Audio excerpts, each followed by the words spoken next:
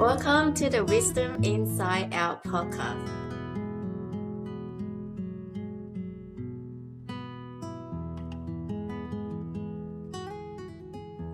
So, I just want to move on to parenting since our time is very limited. So, how do we teach kids to emotional regulation? Because with me, I do teach them meditation. I teach them to do this hand, like when they get angry, like to regulate themselves, just to focus on their breathing. I keep telling them to breathe. So what is there any good strategy that we can start teaching kids to regulate their emotions? Yeah, so I'd say that the most powerful thing is to understand that kids learn by seeing, right? So you can say a lot of things, but if you don't show it and you don't role model it and you don't really walk the talk, essentially, I think the work will be fairly empty. So kids learn by seeing what we do and they will copy. And so I'd say that you spoke about, I think co-regulating. I think that's a really powerful strategy, because when you're engaging with your kids or your partner or really anyone, this applies to work as well. What you're engaging is in co-regulating, and in that co-regulating of each other, you are modeling very explicitly how you manage your own emotions. So I think a lot of the questions that parents often talk about in terms of emotions, and how do I show my emotions and how do I teach emotions to my children, is I'd say it's not so much the question of should I show emotions to my children, because some people say, oh, you shouldn't show them grief or sadness, or anger even,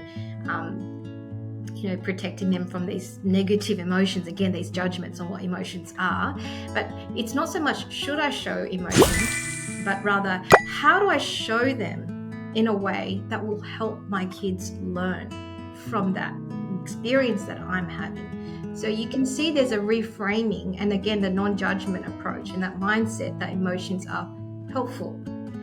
So then how do I show them in a way that helps my kids learn? And I think what is really important is when you're feeling grief, let's just say, because let's say death is a concept that a lot of parents try to shield their children from and say there's a death in the family. It's tempting to say, I don't want to show my children my sadness and my grief, and I don't want to cry in front of them, let's just say, right? Because I feel like I need to protect them from these negative emotions. I think what's really unsettling for children is if they see you cry, and kids are very intuitive, right? Very good with observing the energy. They're observing everything, right? Yeah. They will see. Yeah. They will see the family is in an unhappy state. What is unsettling is actually not the emotion itself. What's unsettling for them is not understanding why. So it's we don't. So by trying to protect our children, to say we better not tell them about this, then you are inadvertently adding to their confusion, because they are sense making. Right? Yeah. Trying to understand what's going on. And we know that when we know what's going on, we have a better sense of control. And that's the same for kids.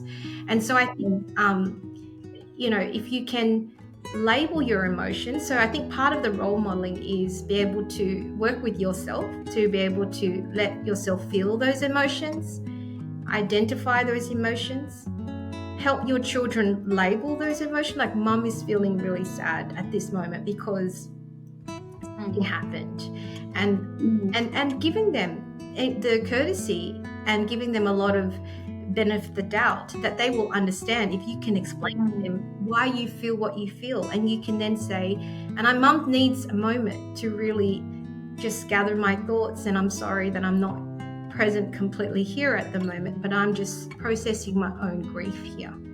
I'd be big surprised, what kids then understand, that wow, she feels this way, she's telling me this, and she needs a moment. That's okay. Like, what happens is they'll feel sadness at some point. They'll be able to label it because they've seen it, and then they'll be able to say, I need a moment, right? Because will emulate, copy what you do. So I think being able to label and identify your own emotions, giving yourself, I think, again, this permission to feel, acknowledging, giving kids a language. I think one of the things that children feel is they feel a lot of intense emotions. So when they get really frustrated, they get really, really amped up, right? So their emotions is stronger than the language that they have. So they don't have the vocabulary yet, nor do they have coping skills because they're still learning. And so I think it's about letting them feel that and then giving them the vocabulary to then help them process that. Like, you're feeling really, really angry at the moment because you didn't get what you want, and that's, and let them be. And I think being able to help them understand that, again, like what you were saying before, that you are not that emotion, and separating that emotion from your decision that you want to your next decision or your behavior. So separating the emotions from the behavior. They're not one-to-one. They don't need to be the same. You can choose once you notice you are angry about the situation.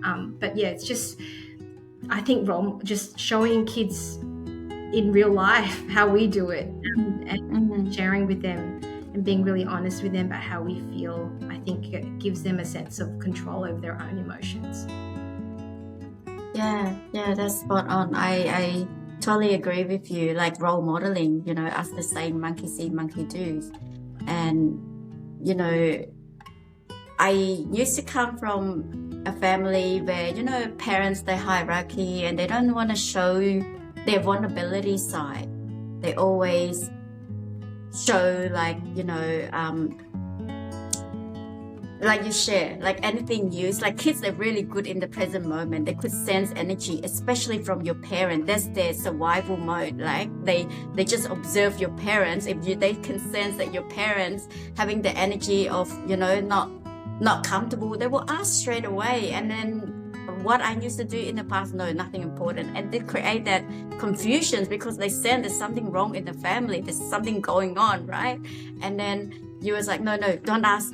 None of your problem. Is creating them more judgment, more confusions. And when I learned to share everything, share everything with them, they are a lot more calm. And I find kids, they're really good at being in present compared to some adults. Yeah. Because they're not wired with all this shame, or they can easily pick up and forget about things so easily. And this is why I tell my friends, kids, they're born with all the emotions like us adults. They lack of skills, zero skills. Yeah. And they're waiting to learn from us and how we're modeling the kids, because sometimes they pick up unhealthy coping mechanism, right? Like if hitting the kids or something, and the kids won't be surprised the kid turn out bully other kids at school because of that's what they picking as when they having this anger feeling. They saw their father or their mom hitting him or something like that, and then that he will choose to cope in that with other people as well, like unhealthy coping mechanism. So, and this is when I see my daughter, like she got a cut on her hand, and then she ran to me. And, she's not. It's a big cut, but she was observing my energy. If I was like frustrated, and she will cry, but she didn't. I was like, oh, it's okay. Mommy used to get cut too. She didn't cry, but when I was cleaning her cut, it was like a big deep. How could she not cry? And I was like, Abigail, this is a big cut. How come you didn't cry? She said, because I was looking at you. You look fine, so I think it's fine. So this is what I want to emphasize, that being parenting, the kids really observing your energy and how you respond and how you face challenges in life, right? If you face challenges in reactive or in a calm and confident, like, oh, I can do it, I can solve it.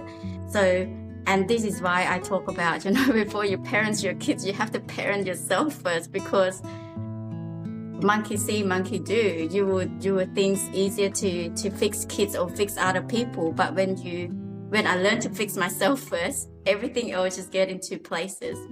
So, yeah. And the thing I'd like to say here is There's some interesting research on how dads emotionally react versus mums. I think that's really interesting. And some stats to say that only 3% of people think their dads respond in a really emotionally sensitive way, which I think is, when I heard that statistic, I was actually a bit alarmed by that, actually. So I think there's an interesting, gender dynamic, because you were interested in gender as well before, around how dads and mums approach emotional sort of modeling. And there's, as you're saying, that men or dads, there's this notion of vulnerability and feeling and trying to be vulnerable towards your kids. Like, it almost feels uncomfortable for some dads to feel like they can be vulnerable with their emotions, which is really interesting, because I'd say that leads to a lot of suppression in men around emotions. And I always think that, I always want to ask, if your kid was going through like a bullying situation at work, how would you like them to have the coping strategies? Like, and then that moment to say, oh, well, I wouldn't want them to, I wouldn't want them to not share. And it's almost like that moment you're like, well, then how do you think they will learn those strategies if yourself not comfortable to be able to role model these coping strategies?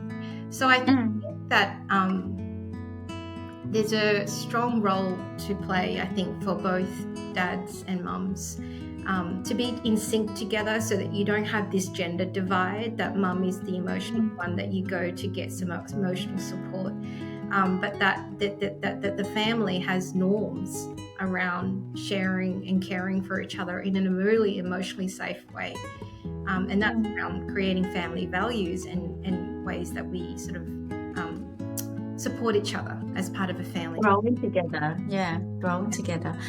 I feel that sometimes it's sad for men as well, because of our culture. Like men, they've been raised in a way of you have to tuck. I remember seeing, like, my brothers growing up, my dad's like, don't cry, you're a man, you shouldn't be crying, So in a way of teaching you to suppress your emotion in a very young age, where women, you are allowed to be showing more vulnerability. But for men, they're getting all this culture pressure to suppress their emotion. They have to be strong, they have to be a family man. So I feel maybe men, they kind of learn to suppress their emotions a lot more, and also they struggling how to regulate it, and that's why they come across as moms always known to better dealing with kids than father. And so we can go on for this. Let's see if any of our audience would love Helena to come back and share on a different topic. We'll let you know. And coming to the last questions, like I asked this question to all my guests as well. If you can leave one piece of advice for our generations, whether kids or any, from all the wisdom that you've been collecting, and now that you see this is one best advice that you can give to our generations, and what would that be and why? Okay. One piece of advice. Look, I think there's so many things that I would share, but perhaps the most paramount, or that comes to mind at the moment, is this, and it applies to parenting. That's why I think of it now, is don't be afraid to fail. So I think the concept of failure is really important, and it goes to parenting. I'll go to that later, because there's so much on our shoulders to be good parents. So there will be days where we will feel like we have failed in whatever aspect of our life. And I think that we often think that success is about, like, if the concept of success is about like never messing up. But as we know, in reality, success is about learning, and it's about adapting, and it's about building resilience. So, and that in itself, when you're learning, when you're adapting, when you're building resilience, requires that you stumble. and it requires that you fail, and you fail successfully. Though this is the failing successfully, where every fall or every stumble is data for you. And I speak a lot about what I mean by data. It tells you about something that has worked, something that doesn't work, and how you want to grow from that experience. So I think giving things a try, giving yourself permission to learn and to also to fail, and then learning from those experiences, and reflecting on what worked, what didn't work so well, what would you like to do differently. I think part of learning to fail successfully, and this is important for future generation, current generation, is to be kind to yourself. I think it's too easy with the social media and all the the information that we have at hand to engage in social comparison, like to compare yourself to others. I think that's always a recipe for disaster. And then that prompts negative self-talk, where you self-criticize. So you go into this sort of very dark stage of not being very kind to yourself, putting yourself down internally, and kids do this. I think it's also for parents, like internally we also go through self-talk that's negative, and I think for me what's been really helpful, and I'll just go back to my role as a mum, is I always go into repair mode. And I think I shared this, but I always screw up on days when I wasn't my best self, and so I try to, often it's at the end of the night when I have my one-on-ones, to say, I'm sorry, I wasn't at my best. That moment when I snapped, and that I this is what happened, that led me to feel that way. I was really, there's been a lot of things at work. So again, giving them reason for your emotions, and so again, role modeling that, that was a good situation. I'm really not proud of that. And going into repair mode and teaching our kids that tomorrow will be a new day, and that I've learnt so much from today, and that I'm going to apply and reflect, and I'm going to do better tomorrow, and keep learning, that learning mindset of saying, that didn't work out. And so being safe to fail, and being able to celebrate failure almost, and going into repair mode and starting again. I think that's part of building resilience, right? In parenting. And so for me, it's really liberating to give permission to fail, and to fail, to learn from the failure. That's my final thing, is just don't be afraid of failure. Don't just give it a go, and be kind to yourself, because when you do give things a go, you got to be kind to yourself. Definitely. Thank you so much. And I definitely deeply resonate with me. I used to think failure is something bad, and I was judging myself, carry a lot of shame for a long time. And then until I look back, now I'm teaching my kids just be human. Which human doesn't fail? Especially the success people. They fail the most. But what it doesn't impact them is they don't carry their shame around. They move on, right? They see it's a very normal thing in life to fail. And it's not about failing. It's about how fast you can, get right back up. Because I miss out a lot of opportunity because I fail, and I carry that shame, and it stopped me from trying again. But great people, they don't stop trying. They keep going until they success, right? And that's the difference. And even me nowadays, even though I've been talking all about this, I still make mistakes. I still yell at my kids sometimes, but I own up for it. Like you said, I love the repair. It's opportunity for us to repair. I go to them and apologize that I was struggling to regulate my emotion. It's not their fault. It's my fault. I will do better next time. But the facts I do modeling like this within our family now, it's like either half an hour or 1 hour, either one of us will come repair the relationship first, Either Abigail, I'm sorry, I shouldn't say that. Or Isaac would and it's just this role modeling that you're teaching all how to repair, and they don't see it as a problem of making mistake. It's about now they learn to repair better now.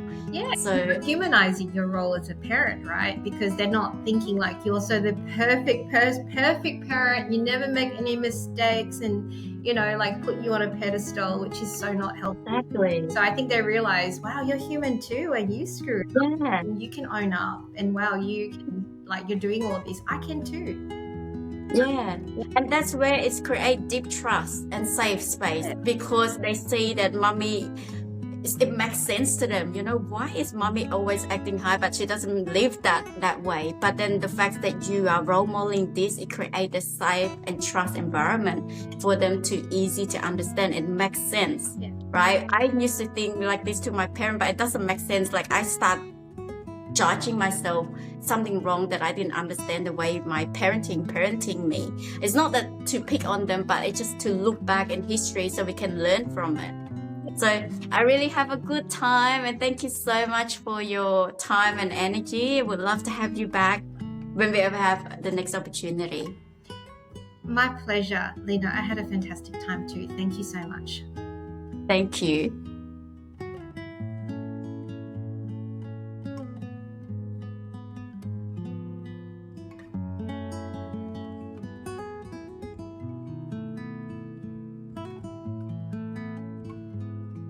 Thanks for watching. Please like, comment, share, subscribe to the Wisdom Inside Out. Stay tuned. Please follow me on this social media platform.